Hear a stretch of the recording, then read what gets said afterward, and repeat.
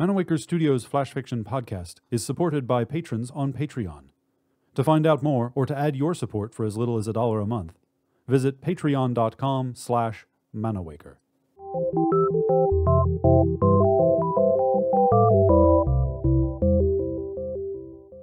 Welcome to Manawaker Studios Flash Fiction Podcast. I'm CB Derogi. A quick note before we begin. On Wednesday, the 14th of November, I will be in London at Houseman's Radical Bookshop near King's Cross Station, reading from the anthology An Outbreak of Peace from Arachne Press, in which one of my stories has been published. If you will happen also to be in London on Wednesday, the 14th of November, please come join us. There's a £3 cover on the door, redeemable against a purchase of the book, and there will be poppy seed cake. This week, The Box, by Evan Guilford-Blake. She opened the inside door cautiously. The old man stood on the stoop in the November afternoon's unseasonable warmth. Lean and unbent, he seemed an ancient villager in a travel brochure advertising the Mexico of her girlhood. A celebrant of El Dia de los Muertos, in his Sunday best for visitors come to explore the mysterious and magical.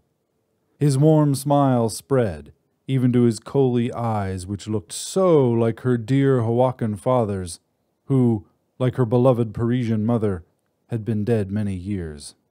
She touched the mesh of the screen door between them hesitantly. Señorita Amelina Tesoro? Yes? She was uncomfortable talking to strangers. Papa would have understood. Amelina had Papa's dark hair and eyes, and his temperament. He accepted life. Life simply is, he told her. It slips by like a water lily on a calm pond. He and Amelina had slipped among wildflowers, Sancho scampering behind. Once, when she was 10, a green and yellow swallowtail landed on Papa's fingertip, looking at them with the same wonder they had for it. "Que usted ve?" Papa whispered to the butterfly. "What do you see?" The butterfly flapped once, twice, then flew away, leaving a wake of fine white dust. Papa's life had rarely been troubled, like her own, except by the 3 deaths. It was slipping by on her own calm pond. She did not mind. Death would return her to Papa and Maman, and Jericho, perhaps even to Sancho. Life simply is. Death simply is. Accept them both, and accept being what you are, alone. Amelina lived among the familiarities of her long ago, aching to again see its entirety. It intrigued her as the present's helter-skelter possibilities could not. Memory was a lovely, placid place. She felt at home there, far from the riot of the new world through which she was compelled to move. The old man seemed part of neither. He continued to smile warmly and lifted a brown paper-wrapped package, 2 feet long, a foot wide, just a few inches deep. Esto está para usted, he said, offering it. For me? Who would send her a package? Please, señorita, the old man said. You will enjoy it. But what was it? What could it be? Why? She asked. Why for me? I do not know, truly. His voice dropped to speak confidence only she could hear. I know only this. It is a box of beautifuls. A box of beautifuls. The paper's plain brown surface bore only her name, calligraphied ornately in indigo ink. It is what you wish for. You will see. She sighed, then unlocked the screen door. A green and yellow swallowtail appeared, suddenly startling her. The butterfly alit on the old man's shoulder, fluttered its wings, then remained still. The world became suddenly silent and motionless. Amelina looked past the visitors and saw a still life. A girl gleefully airborne in mid-skip above a jump rope. Cars and trucks and a bus, stationary, filled with unmoving people, all tacit. She did not understand. She slowly opened the door. The door creaked. She reached for the package. The butterfly spread its wings, then it rose, glided to her face, brushed each lash with its tails. Tiny specks of fine white powder drifted down. Then it vanished. She had not seen it come. She did not see it fly away. The old man sighed. Es hermosa, see? Muy, like the box. You will see. What do you see? Uneasily, she brought the package toward her. It was light.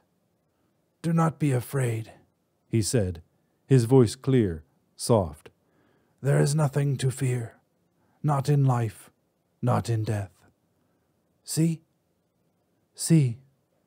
The old man's eyes glowed. Thank you. He bowed and left, vanished like the butterfly. The girl resumed skipping. The traffic moved. The cacophony returned. Amelina locked the doors. She sat on the sofa of her childhood, stared at the package in her lap, at the photographs surrounding her. Papa, Maman, Jericho, Sancho. She peeled the paper carefully. Beneath was a white oak box, its glistening lacquered finish decorated with Catrinas, inside a square of calaveras.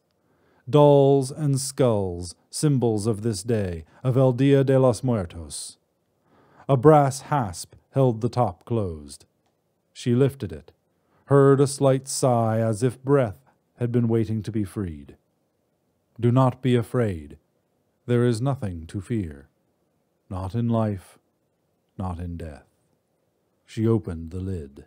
She gasped. Inside was a kind of screen. Across it she saw her childhood float, one wondrous moment after another. Her beloved parents, Jericho, Sancho, all alive, vital. They smiled. They waved. Sancho wagged his tail. This could not be true. Amelina stared into the box of beautifuls. A green and yellow butterfly flew across the screen and disappeared.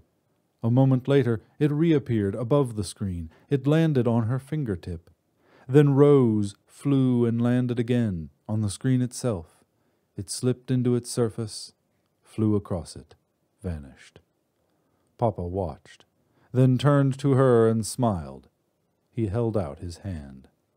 She touched the screen. It was warm, damp, like water lilies on a calm pond.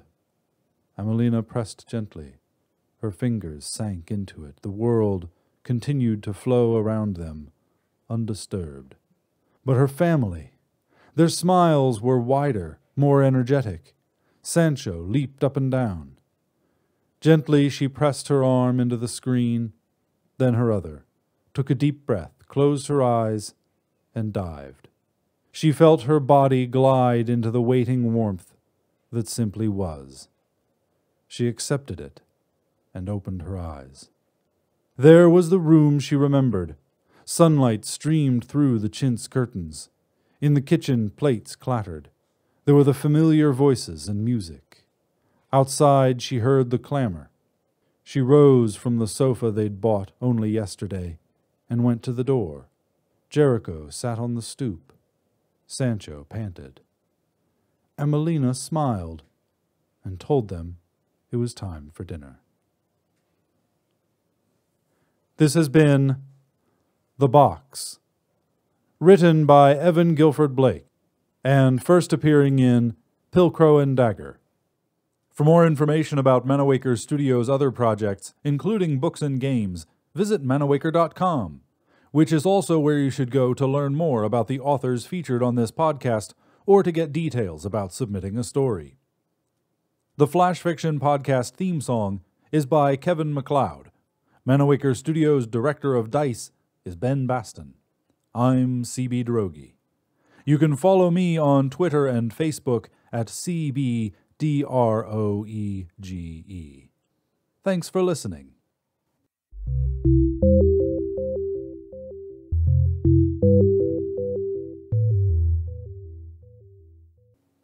On the next installment of Manawaker Studios' Flash Fiction podcast, I told my son she's 14 parts wolf and 1 part grizzly bear, but he didn't believe me. He said she has way more than 15 parts, and got the schematics out of the box to show me. And what was a wolf, anyway?